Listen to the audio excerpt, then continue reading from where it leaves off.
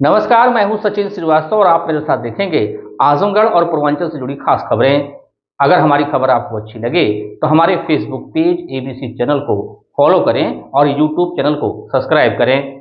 खबर के प्रायोजक हैं Ginni apparel, complete family shop for apparel shopping, civil lines Azamgarh, नए कलेक्शन की भरपूर रेंज उपलब्ध, Sarvodaya public school, Harbanshpur Azamgarh, affiliated to CBSA New Delhi.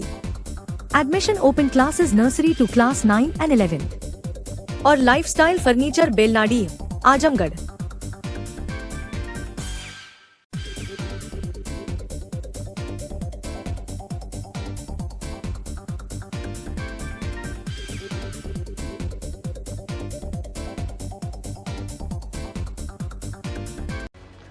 Azamgarh जिले के थाना मुबारकपुर क्षेत्र के ग्राम रानीपुर में बुधवार देर रात चार पहिया वाहन सवार दो व्यक्तियों पर अज्ञात हमलावरों द्वारा ताबड़तोड़ फायरिंग कर दी गई। घटना में दो व्यक्ति गंभीर रूप से घायल हो गए, जिनमें से एक की उपचार के दौरान मौत हो गई, जबकि दूसरे घायल का इलाज जारी है। जानकारी के अनुसार सुशील कुमार उम्र 24 वर्ष पुत्र संतराज राम निवासी कोड़वा थाना जहानागंज बुधवार की रात करीब 12 बजे अपने मित्र उमाशंकर उर्फ पिंटू यादव निवासी रानीपुर थाना मुबारकपुर के साथ कार में बैठकर रानीपुर गांव में एक भंडारे में शामिल होने जा रहा था। इस दौरान मोटरसाइकिल से आए बदमाशों ने कार पर अंधाधुंध फायरिंग कर दी, जिससे सुशील कुमार और उमाशंकर गोली लगने से घायल हो गए। इलाज के लिए अस्पताल में भर्ती कराया गया, जहाँ डॉक्टरों ने सुशील कुमार को मृत घोषित कर दिया। वहीं घायल उमाशंकर का इलाज चल रहा है।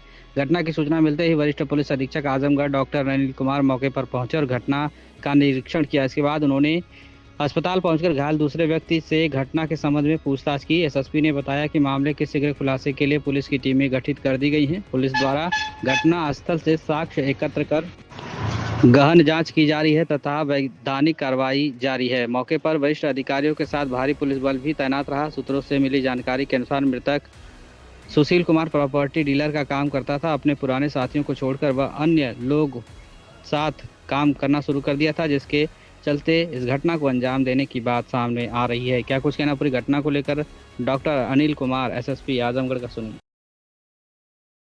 आज मुबारकपुर थाना क्षेत्र के गांव रानीपुर में एक व्यक्ति को गोली मारने की सूचना प्राप्त हुई। तुरंत घटनास्थल पर पुलिस पहुंची।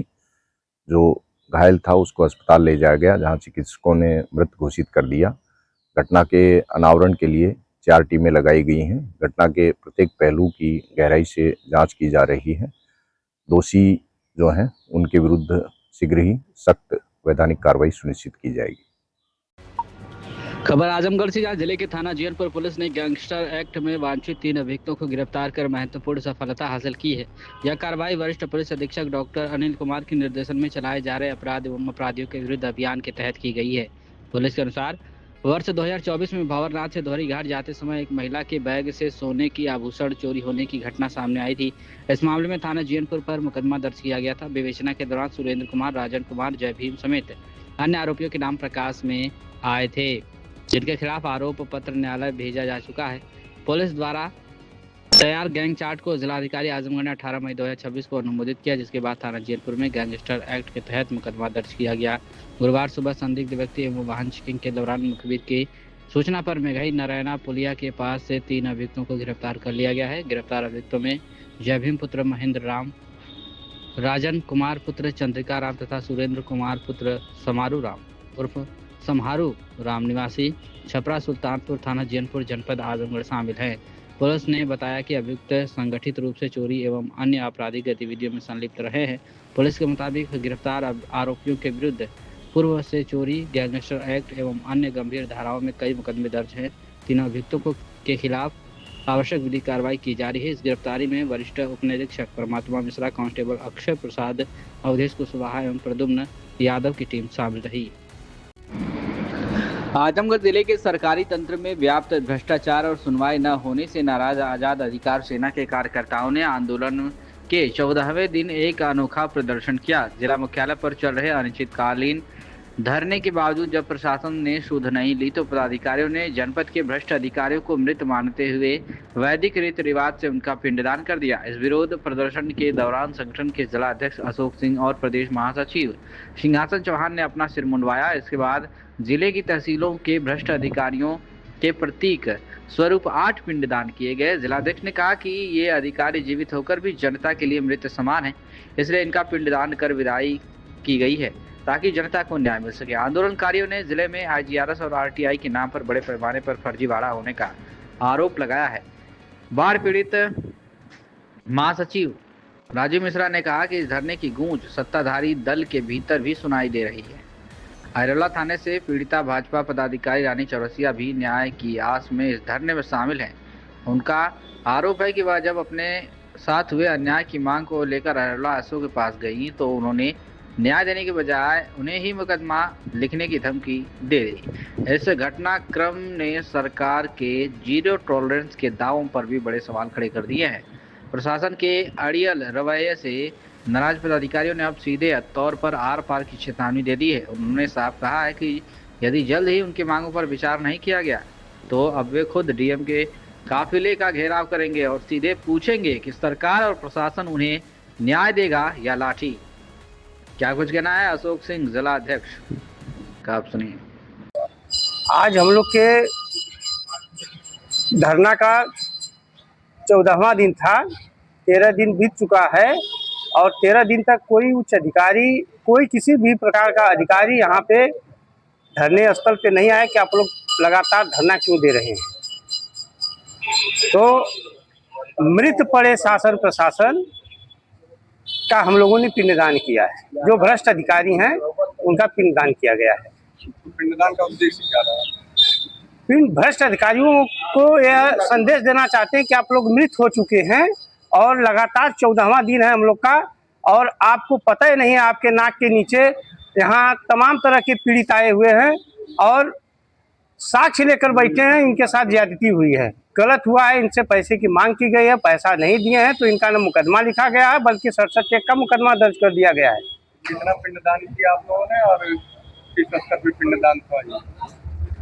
पिंड जिला स्तर के अधिकारियों,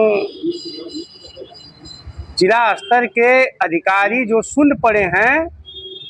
ये 8 पिंडदान करने का क्या कारण? 8 पिंडदान 8 तहसीलों का पिंडदान किए हैं। सबसे ज्यादा भ्रष्टाचार तहसीलों से पनप रहा है।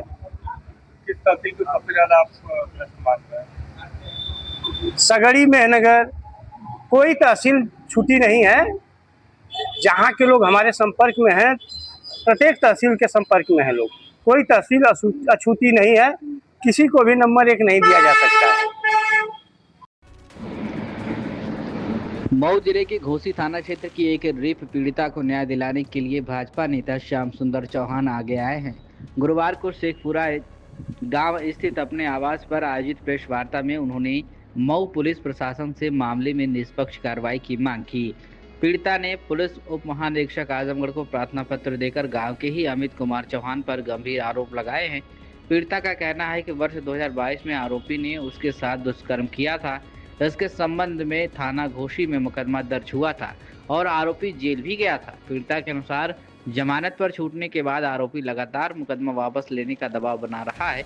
आरोप है कि 3 फरवरी 2023 को आरोपी ने उसके साथ मारपीट करते हुए जान से मारने की धमकी दी, लेकिन शिकायत के बावजूद पुलिस ने प्रभावी कार्रवाई नहीं की। पीड़िता ने यह भी आरोप लगाया कि 25 अप्रैल 2026 की रात आरोपी शराब के नशे में उसके घर पर पहुंचा और सीमेंट का दरवाजा तोड़कर घर में घुस गया। शोर सुनकर आसपास के लोग मौके पर पहुंचे तो आरोपी भाग निकला। घटना की सूचना डायल 112 और थाना घोसी पुलिस को दी गई, लेकिन कोई ठोस कार्रवाई नहीं हुई। पीड़िता का कहना है कि उसने क्षेत्राधिकारी घोसी और पुलिस अधीक्षक मऊ को भी कई बार लिखित शिकायत दी, लेकिन अब तक FIR दर्ज नहीं की गई। पीड़िता ने स्थानीय पुलिस पर आरोपी के प्रभाव में काम करने और मामले को दबाने का आरोप लगाया है।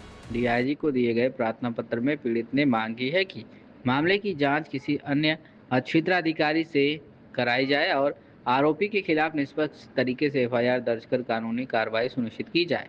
प्रेस वार्ता के दौरान भाजपा नेता श्याम सुंदर चौहान ने कहा कि DIG ने मामले में निष्पक्ष जांच का भरोसा दिया है, जिससे पीड़िता को न्याय मिलने की उम्मीद जगी है। क्या कुछ कहना है श्याम सुंदर चौहान बीजेपी नेता का मीडिया से बातचीत में, आप सुनिए।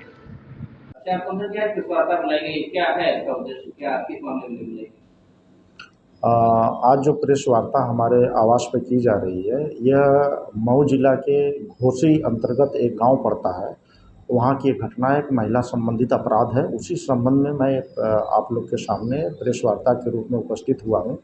उस घटना के संबंध में आपको अवगत कराना चाहूँगा और आपके चैनल के माध्यम से पुलिस प्रशासन को भी अवगत कराना चाह रहा हूँ कि ये हम जहाँ महिला सशक्तिकरण की बात कर रहे हैं, वहाँ देखने को कुछ जगह मिल रहा है कि महिलाओं के साथ जो है अपराध कारित करने का काम कुछ अपराधियों द्वारा किया जा रहा है।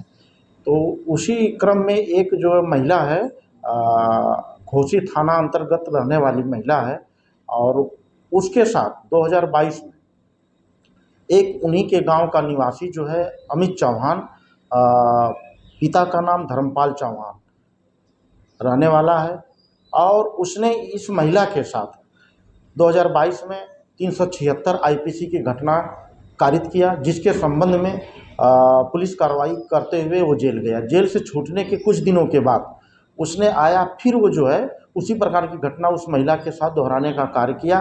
तो वह महिला पुनः जाके एप्लीकेशन दी, लेकिन उसने कोर्ट में दोबारा एप्लीकेशन दी। एप्लीकेशन देने के बाद वहाँ पर कोर्ट ने संज्ञान लेते हुए कंप्लेंट केस कर दी। कंप्लेंट केस के अंतर्गत उस पर जो है अब गवाही की प्रक्रिया चालू होने वाली है। उसी को देखते हुए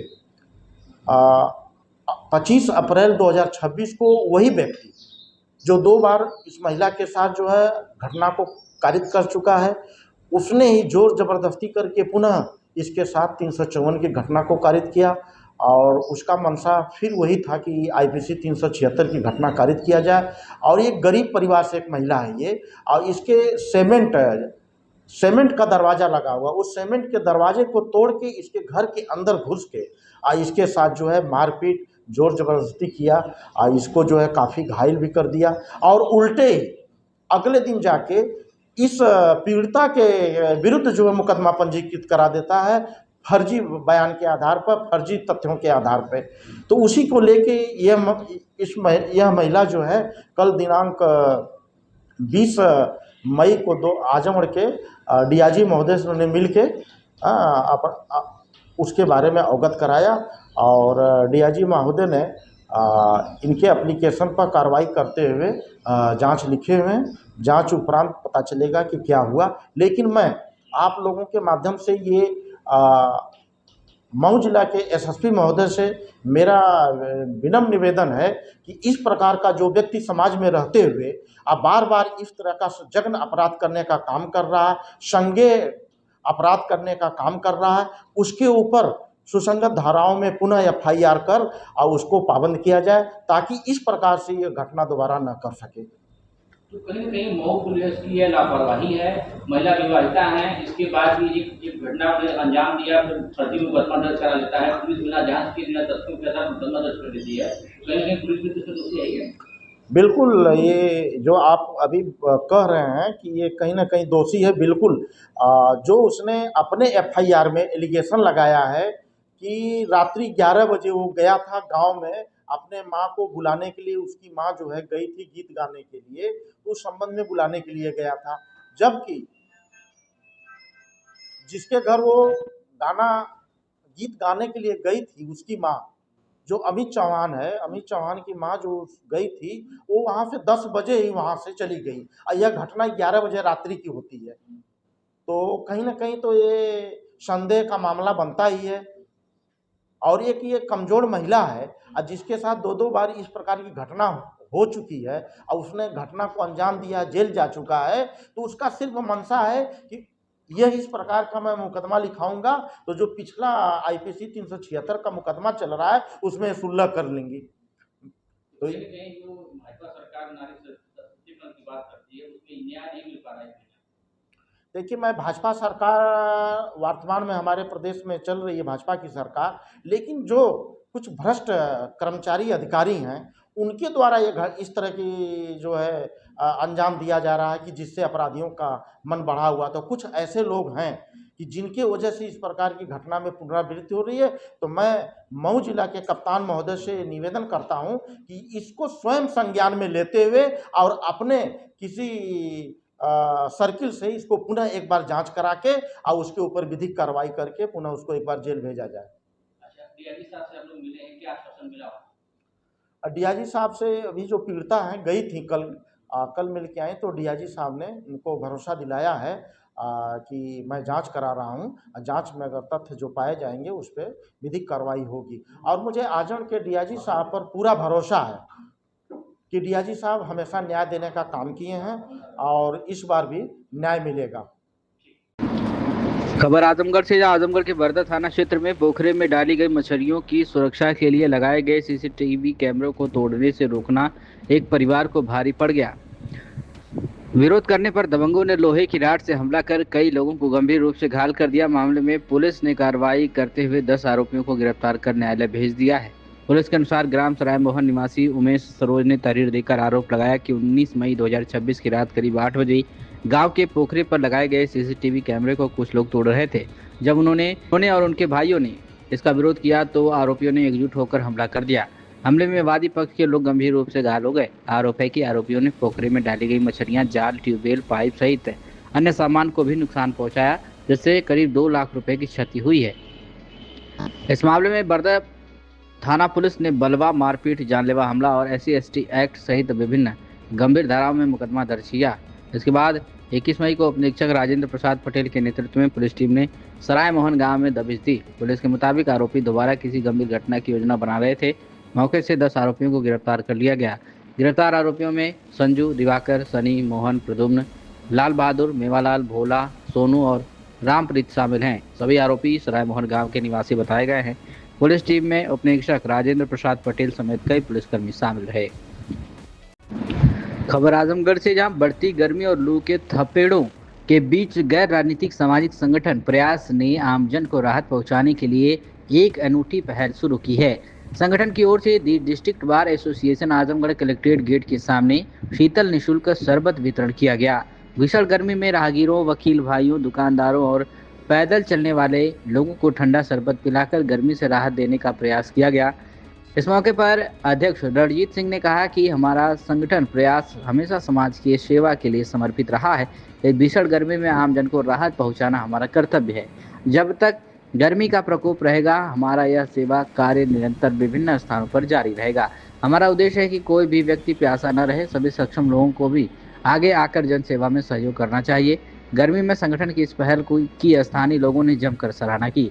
राहगीरों का कहना है कि ऐसी भीषण गर्मी में ठंडा शरबत किसी अमृत से कम नहीं है।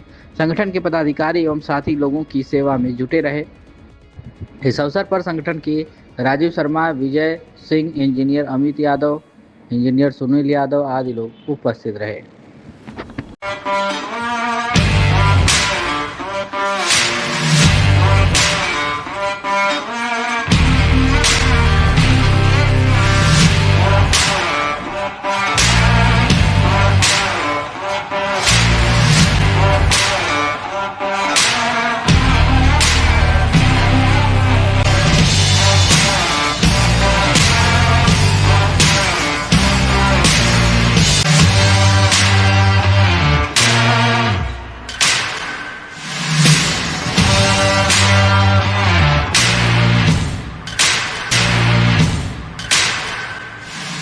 सर्वोदय पब्लिक स्कूल आजमगढ़ में आपका स्वागत है, जहां हर दिन एक नई शुरुआत होती है।